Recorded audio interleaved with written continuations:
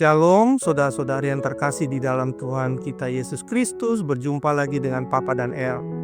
Beberapa hari yang lalu kita merayakan salah satu peristiwa paling penting dalam sejarah keselamatan kita, yaitu kenaikan Tuhan Yesus ke surga. Peristiwa ini seringkali tidak mendapat perhatian sebanyak Natal, Jumat Agung, atau Paskah. Namun kenaikan Yesus adalah klimaks dari misinya di bumi dan fondasi bagi harapan kita di masa depan. Untuk itu hari ini Papa dan El akan membagikan firman Tuhan dengan tema Makna Kenaikan Kristus bagi Orang Percaya. Dengan nas firman Tuhan yang terambil dari kitab Lukas 24 ayat 50-51 yang berbunyi, lalu Yesus membawa mereka keluar kota sampai dekat Betania. Di situ ia mengangkat tangannya dan memberkati mereka. Dan ketika ia sudah memberkati mereka, ia berpisah dari mereka dan terangkat ke surga.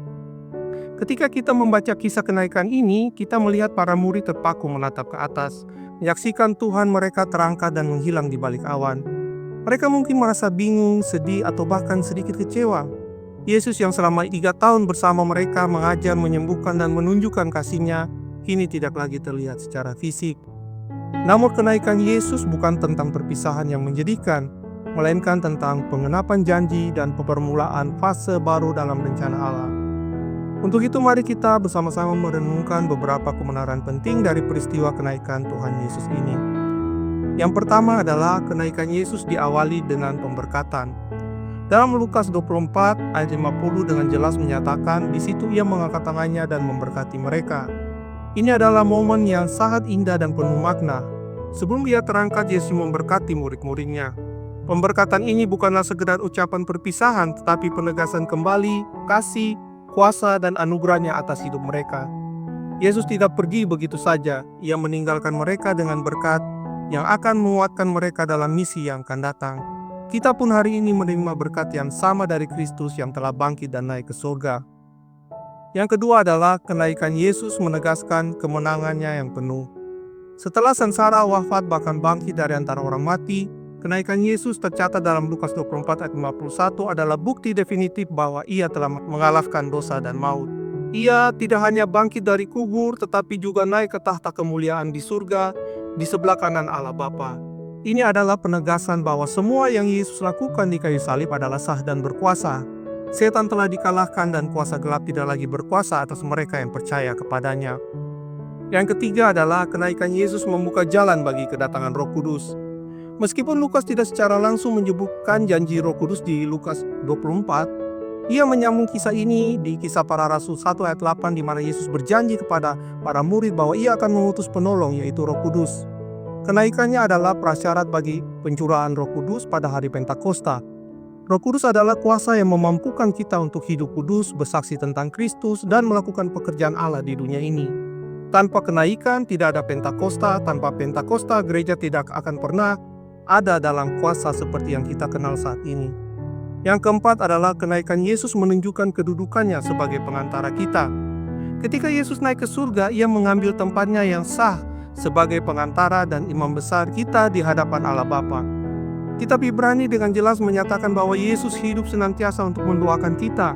Ia memahami kelemahan kita, pencobaan kita, dan pergumulan kita, karena ia sendiri pernah mengalami semuanya itu sebagai manusia. Kita memiliki seorang pengantara yang sempurna di surga, yang mewakili kita di hadapan tahta kasih karunia. Yang kelima adalah kenaikan Yesus mengarahkan pandangan kita ke atas.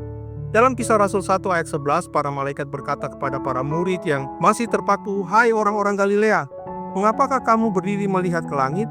Pesan ini relevan bagi kita hari ini. Kenaikan Yesus mengajak kita untuk mengangkat pandangan kita dari hal-hal duniawi dan mengarahkannya kepada Kristus di surga. Ini bukan berarti kita mengabaikan tanggung jawab kita di bumi, tetapi bahwa kita hidup dengan perspektif kekal. Kita adalah warga surga yang sedang berjalan di bumi. Kenaikan Yesus memberi kita harapan yang pasti. Ia telah pergi untuk menyediakan tempat bagi kita, dan ia akan datang kembali dengan cara yang sama seperti ia naik. Oleh karena itu, mari kita hidup dengan penuh kewaspadaan dalam menanti kedatangannya yang kedua. Jadi, saudara-saudari yang terkasih di dalam Tuhan, peristiwa kenaikan Tuhan Yesus yang diawali dengan pemberkatannya dan diakhiri dengan terangkatnya ke surga adalah panggilan bagi kita untuk hidup dengan tujuan dan harapan.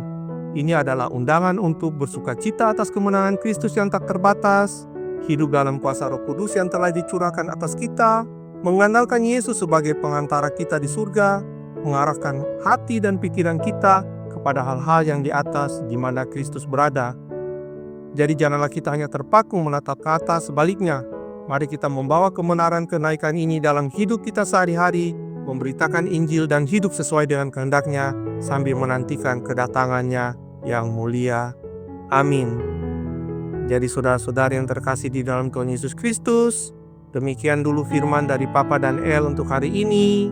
Sampai berjumpa lagi pada pertemuan-pertemuan berikutnya. Shalom, Tuhan Yesus memberkati.